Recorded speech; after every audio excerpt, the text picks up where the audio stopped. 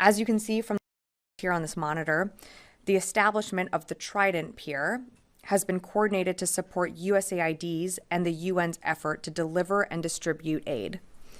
In the coming days, aid will be offloaded from the ships at a floating roll-on, roll-off distribution facility, ferried to this Trident Pier, and then driven to the shore in Gaza, where USAID and the UN will manage the distribution. And I'd just like to highlight a few key points. The purpose of this temporary pier is to deliver critical humanitarian assistance to the Palestinian people. The pier is temporary and not meant to replace land routes into Gaza. And last, this is an internationally backed effort coordinated with the United Nations. The U.S. military is merely providing the logistical support to enable humanitarian aid to flow into Gaza from the sea. For weeks, we have been working side by side with the USAID team, the Cypriots, the Israelis, and the United Nations to increase the flow of humanitarian assistance into Gaza. Today, we have hundreds of tons of aid ready for delivery and thousands of tons of aid in the pipeline. Some of this aid has already been loaded onto motor vessel Roy P. Benavides, which is currently off the coast of Gaza. To emphasize again, this is a mission to get humanitarian aid into Gaza, and an attack on those dedicated to this mission would jeopardize the life-saving aid needed for the Palestinian people. And staying within the CENTCOM area of responsibility, Exercise Eager Lion, hosted by Jordan, began this week with Jordan, the United States, and 33 additional partner nations. This is the 11th iteration of this annual exercise and underscores the United States' commitment to interoperability with our partners in the region while refining our ability to defend against hybrid threats by state and non-state actors. As we work to deter and address aggressive actions by malign actors around the world, these kinds of exercises and partnerships enable us to meet new and continuing threats together. The U.S. military participates in more than 80 exercises with partner nations in the U.S. CENTCOM area of responsibility each year to strengthen mill-to-mill relationships, promote regional security, and improve interoperability with our partner nations. And with that, I'd be happy to take your questions. Tara. Thanks, Sabrina. So a question on distribution. When can we expect to see the first aid actually reach Gaza and not just get to the marshalling area, but actually get into the hands of those who need it most? So we should expect aid to flow within the coming days, and that will be through the marshalling area into Gaza. We're not looking for aid to just sit in that marshalling area, so it will be pretty immediate. Once our ships are able to get to the pier and transload that aid onto the pier, you'll see it happen pretty quickly. But is there any risk that there'll be backups like we've seen at these other gates where there's actually trucks ready to then take the aid out of the marshalling areas? Are there any guarantees from the Israelis that that's going to flow and they've got the safe routes to go and that coordination's in place? So we've worked very closely with the IDF and not just the IDF, with the UN, with USAID and other NGOs that are going to be facilitating the movement and distribution of this aid. We should not see any backups within what you're describing as from the marshalling area into Gaza. We believe that aid should flow without any stoppage. I have to emphasize, though, this is not the solve. This is an additive measure to the land routes. And we know that the land routes are the best, most quickest, most efficient way to get aid in. This is just one injected way to get aid into the Palestinian people. And are there any delays or complications by the fact that there's so many newly displaced civilians because of the operations going on in Rafah? Not to my knowledge. Yeah. Tom? You say in the coming days, if it's anchored to the beach now and the Benavides has the aid on board, why can't you offload it now? What's the holdup? Yep. So they're still just making sure everything is set and ready to go. I said it will be in the coming days. When we have more to provide, we certainly will. But I don't expect this is going to be a long wait time here. We already have aids loaded with, hundreds and hundreds of tons on ships. So we do want to get it moving, but we want to make sure everything is in place. And then as soon as the commander feels that we are ready to go, that aid will start moving. We've been told 90 trucks per day initially, ramping up to 150. Presumably you'll do a dry run. Is it 5 trucks, 10 trucks? Do we have any sense? So I think I said this earlier this week, but you should really think of this as a crawl, walk, run. This is going to be slow at first. We're going to do our, initial runs, making sure that everything flows, that nothing, as to Tara's question, that nothing does get backed up as it shouldn't, that aid can flow from the pier directly from the marshalling area into Gaza. And then, once that is set, once we reach full operational capacity, you'll be able to see more trucks rolling off. Idris. What commitments have the Israelis made in terms of facilitating the convoys when they're in Gaza, and how are you, and I guess them, going to ensure there isn't another sort of World Food Kitchen scenario where they strike aid vehicles? I think that's a great question, and that's why we have the two deconfliction cells that have been set up in Cyprus and in Israel.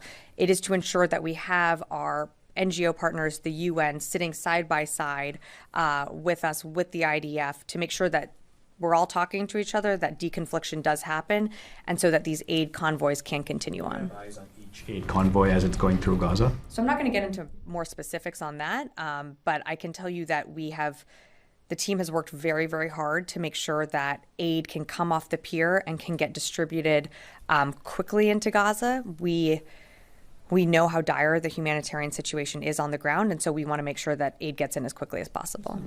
Another quick question. Israel's defense minister has sort of come out recent days and sort of opposed any long-term military Israeli rule of Gaza. Is that something he has brought up with the secretary in the many conversations that he's had with Austin?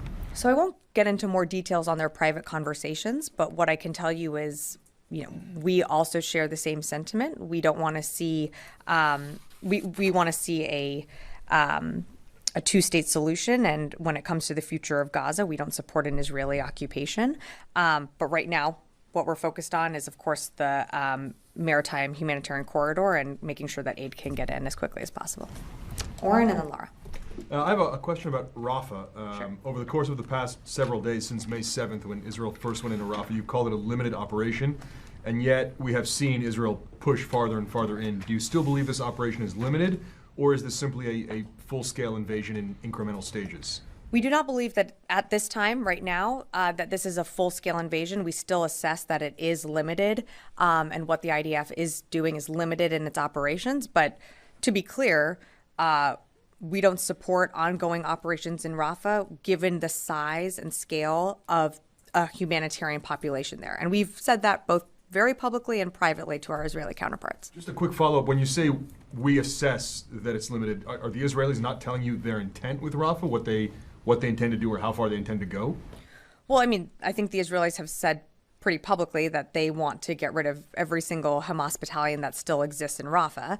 And our concern, we share the sentiment. We certainly want to see Hamas eradicated and destroyed, but what we or defeated.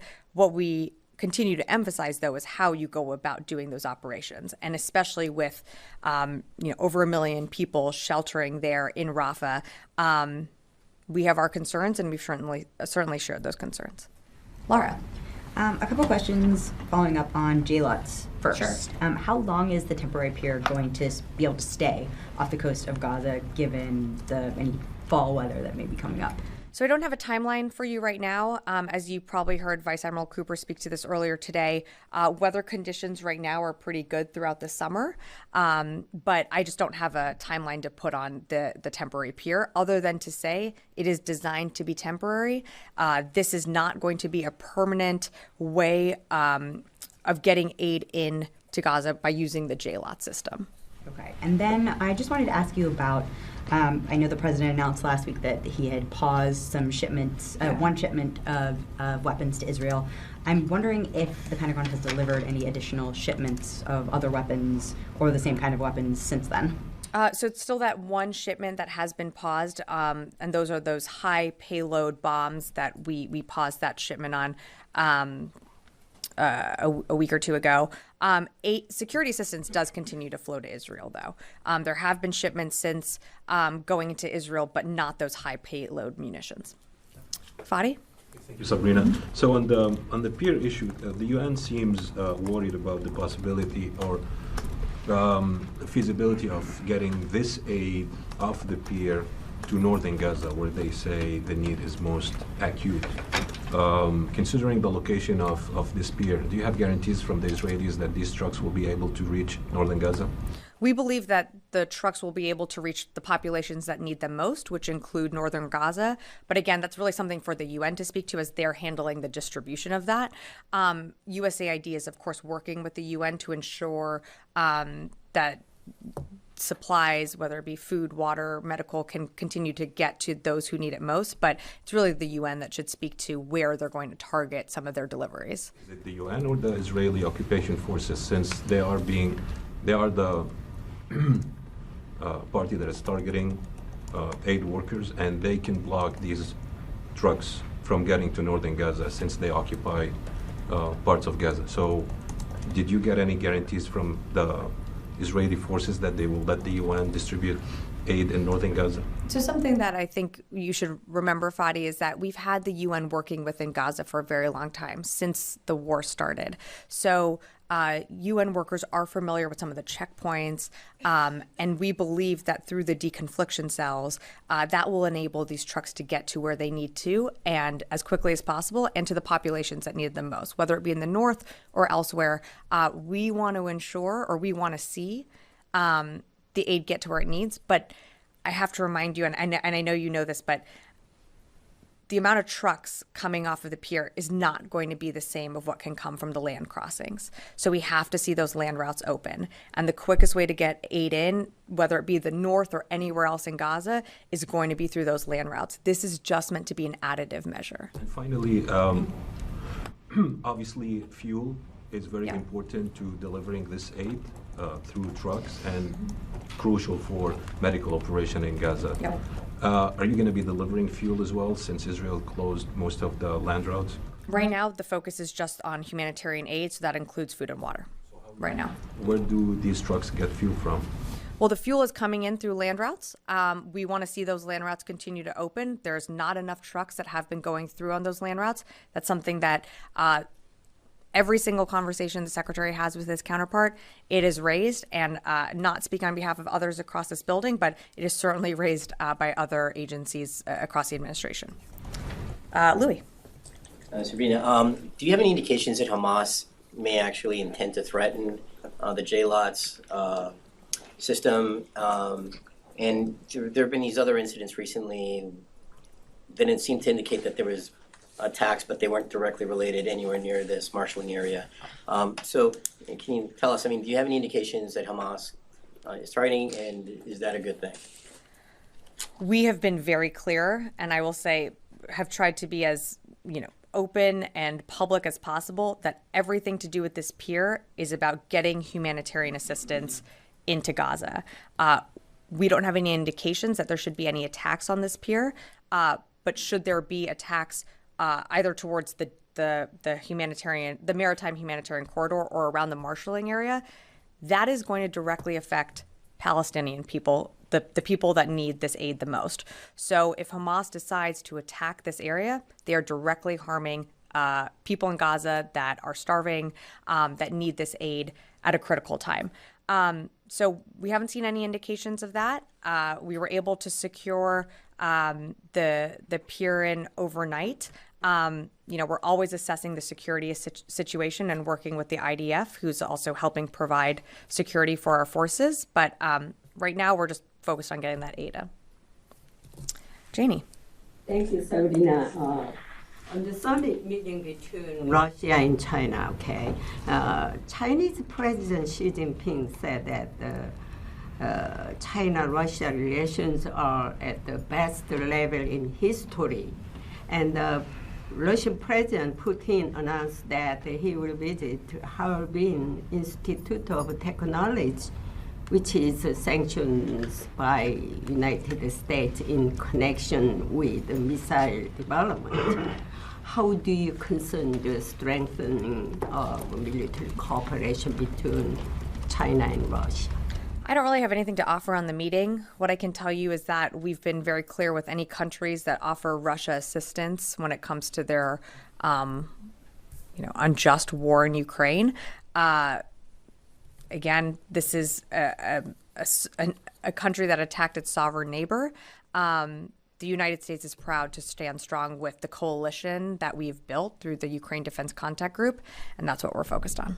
President Xi Jinping said that the peace talks on Ukraine should be discussed based on a proposal made by China.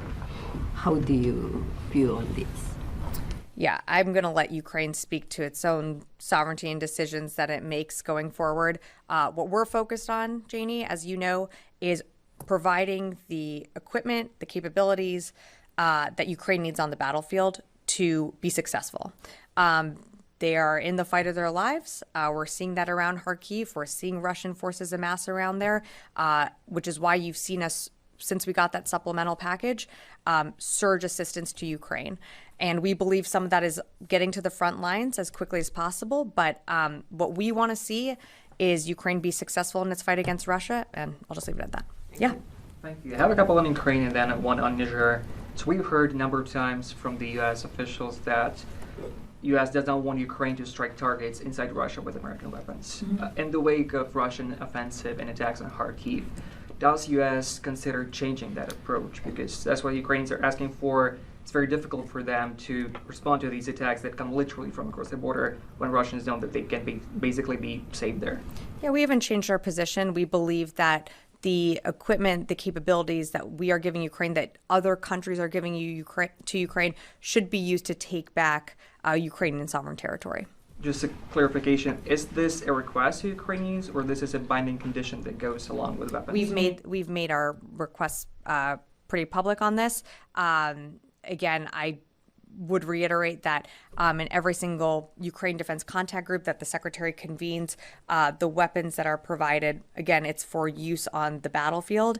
And the Secretary, in his conversations with Minister Umerov, talks through how best those capabilities can be used. And we believe that is within Ukrainian territory. One on Niger. What was concluded during the talks between U.S. and Niger officials on the withdrawal of American forces, and when will the withdrawal begin, and how long is it expected to take?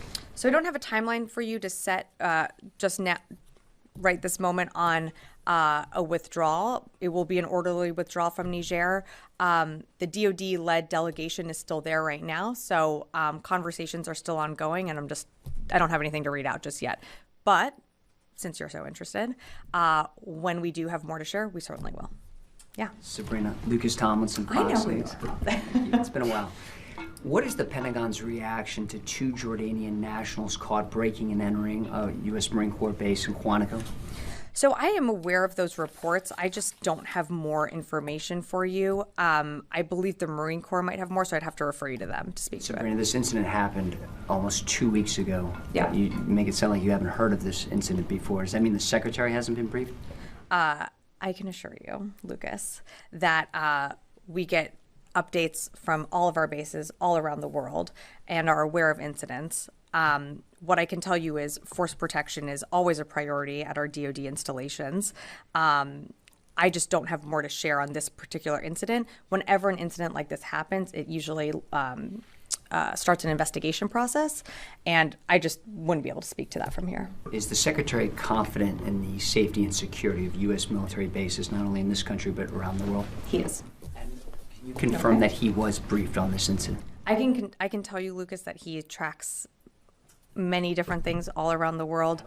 I will tell you, I'm not going to get into specific things that he's briefed on a daily basis, but what I can tell you is the Secretary receives regular updates from what is happening within the U.S. and all around the world, whether it be at our bases or with our service members. Does the Secretary of Defense think the southern border is secure of the United States? I would refer you to the Department of Homeland Security to speak more to that. This is the Department of Defense. Yeah. Yeah, hi, I'm Daniele Compatangelo for Italian La Sette. I also know who you are. Okay, now you do. So if you can talk a little bit about if you learn, the Pentagon have learned something about the meeting on President Putin and Xi Jinping in terms of the tools that the Chinese are providing to the Russians towards Ukraine in terms of weapons and technologies. I just don't have more for you right now. We have certainly been very public about we've been very outspoken about any country who wants to come to the aid of Russia is coming to the aid of a country that invaded its sovereign neighbor. But I just don't have more to share at this time. Yeah. So the U.S. and Israeli militaries have reached a security arrangement that ensures categorically the safety of everyone in the marshalling area. Why is it so difficult then to also ensure that the Israelis don't bomb the aid convoys leaving the marshalling area, given the close coordination? Why is that so difficult to get a categorical assurance that they won't bomb these convoys as they have so many others? Yeah, I don't think it's a matter of difficulty. We've set up 2 deconfliction cells, one in Cyprus and one in Israel. And you have folks from the UN, from USAID, from the US military, and from the IDF embedded together, sitting next to each other in these cells, working to ensure that there is deconfliction happening as these trucks leave the marshalling area. So that's exactly what we are solving for. And we should not see, and we don't want to see what has happened previously. We want to be able to see humanitarian aid reach those who need it most in the most efficient manner possible. The USAID spokesperson said yesterday that he wasn't satisfied yet with the deconfliction arrangements yet. And then he added that the maritime corridor is exposed to, we do not think that the maritime corridor is exposed to any additional risk above and beyond that which is already present in Gaza. That's pretty frightening then, isn't it, given how many people have been killed? I don't think we've come up here with rose-colored glasses and said that this is not a risk. This is an active war zone. If I could just finish. So we have had assurances from the IDF that they will provide security to U.S. forces that are operating on and set up that temporary floating causeway. We will also have a presence of a destroyer in the region to ensure that U.S. forces are protected. We take force protection very seriously. We would not have done put together a mission like this in coordination with the USAID without thinking about our forces that are going to that could potentially be in harm's way. What about the aid workers? Where's that sort of security? So again, I'm gonna tell you what I said earlier at the top of when you asked me that exact same question. We have 2 deconfliction cells set up, one in Cyprus, one in Israel. We have aid workers, we have UN workers, USAID, US military, IDF, sitting together in a cell for the exact question that you're asking, to deconflict on these important issues. All right, moving on. Yeah. Thank you very much, Sabrina.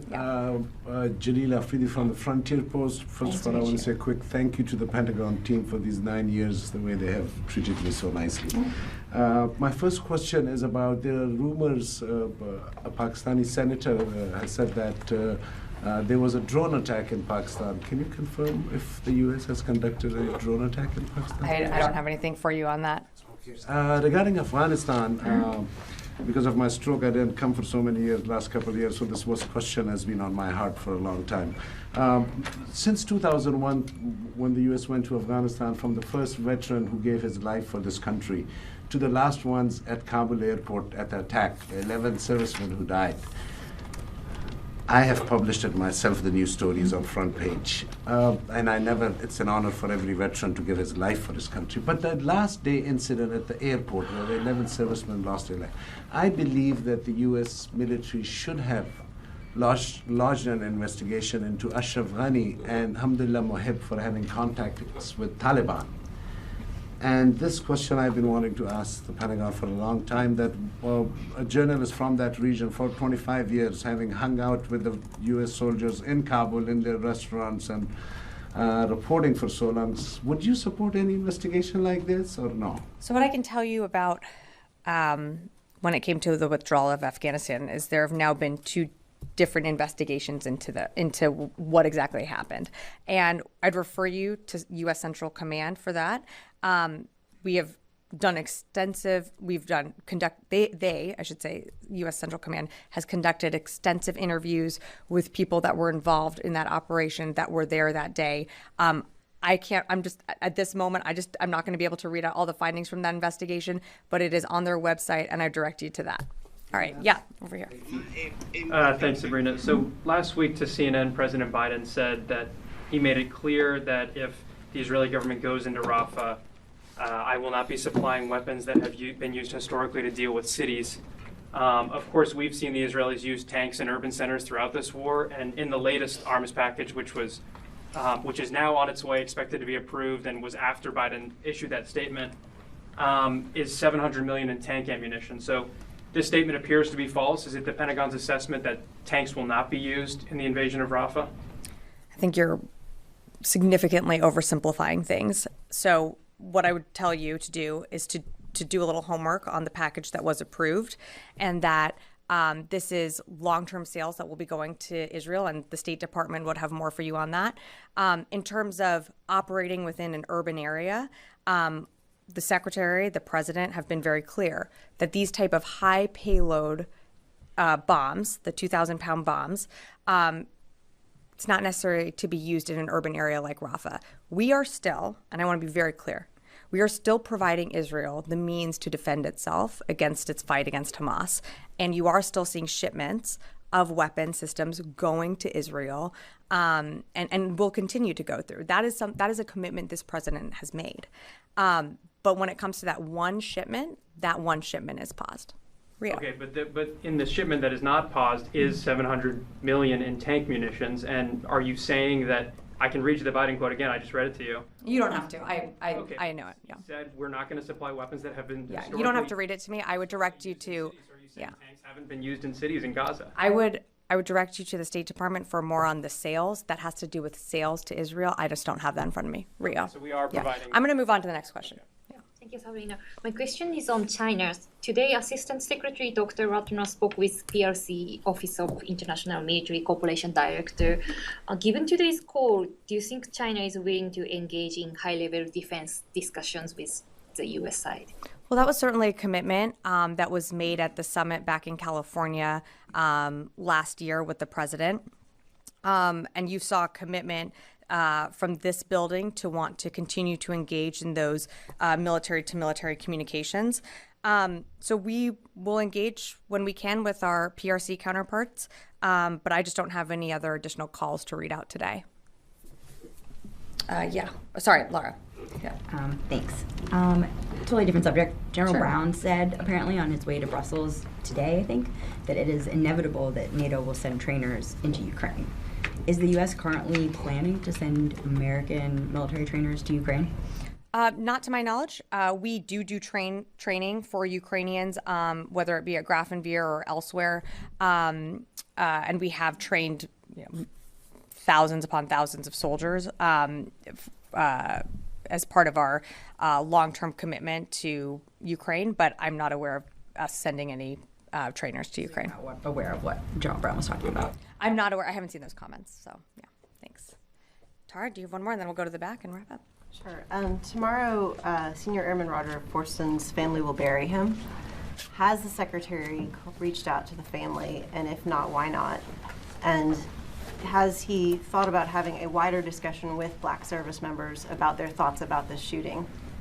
Yeah, no, thanks, Tara, for the question. And obviously a very heavy subject, and something that the Secretary is, of course, very much aware of. I don't have any calls to read out to you right now. I don't have any engagements for this, to announce that the Secretary is doing across the force. But what I can tell you, and what the Secretary has committed to from the very beginning, is one of his priorities, which is taking care of people.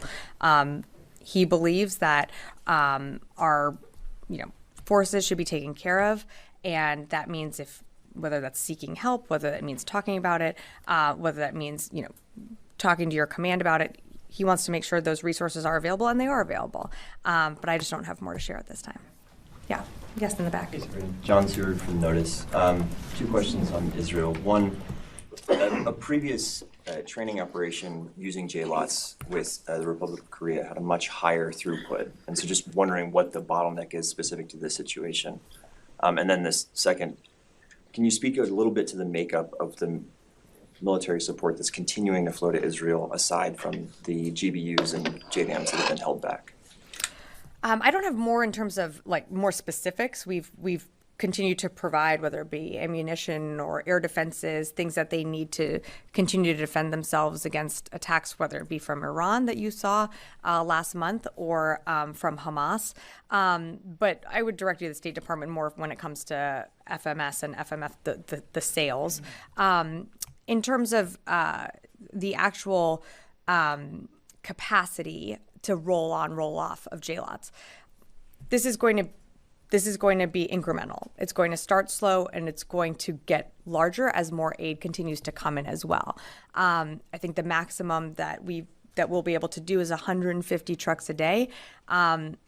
You have to think about also the size of the marshalling area, the size of Gaza, and then how many aid truck drivers you actually have, UN truck drivers you have to distribute that aid. That all plays a factor in how much aid can actually get distributed. So I don't want to compare it to other exercises or other times that we've been able to do this. All I can tell you is we're scaling it as fast as we can, and we're trying to get humanitarian aid in as quickly as possible, but it is going to scale up over time. It sounds like the bottleneck is due to mostly partner capabilities in the situation on the ground, not U.S. capability to actually offload. I wouldn't say that there's a bottleneck. Again, we have to make sure that everything operates and is seamless. So you're going to see us again go from that crawl, walk, run. It's going to start off small and scale up. And as more aid comes in, you're going to see us, have this be pretty routine and more trucks getting into Gaza. I think we had one more, Ellie, and then I will wrap up.